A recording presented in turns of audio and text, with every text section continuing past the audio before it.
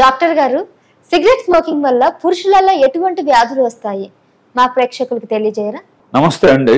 ఈ సిగరెట్లు ఏదో లేడీస్ కాల్స్తేనే వాళ్ళకి అబార్షన్స్ లేకపోతే ఈ మిగతా వ్యాధులు రావచ్చు అని అంటున్నారు.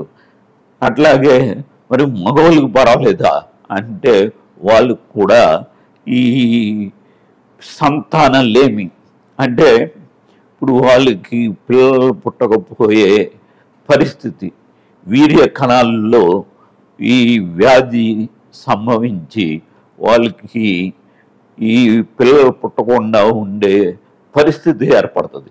కాబట్టి ఈ పురుషులు కూడా మనం సిగరెట్ తాగితే మనకి ఏమి కాదు అన్నట్టుగా కొంతమంది అనుకుంటారు.